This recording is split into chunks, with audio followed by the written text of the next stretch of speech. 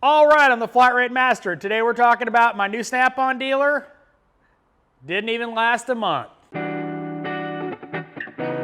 When this one goes live, you should have already seen my video ranting about the trainer on that truck. Well, got the email last night that he's calling it quits. Didn't even make 4 visits to the shop. Too much for him, too many hours, whatever, but he didn't even make it a month. Guess I'm not getting my new tools. Honestly, with the level of tool knowledge he had, which is basically what Snap-on training had given him, I knew he was going to struggle.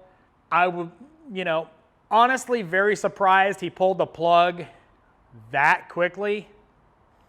I mean, I don't know what recourse he's got to give stuff back, but he's got brand new truck, epic toolbox, scan tools up the yin yang.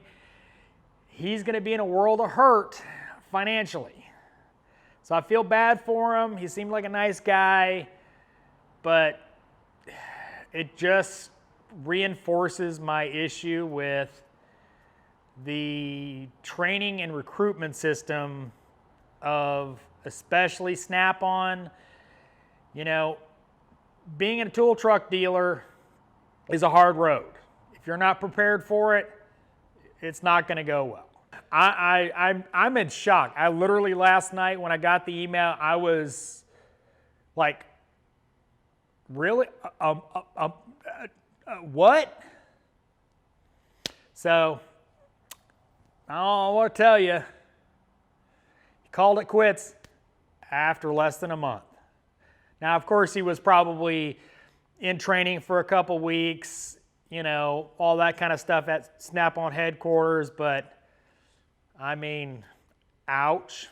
So, I guess I'm not buying any Snap-on tools unless I go to the website. So, thanks for watching. I am the Flat Rate Master.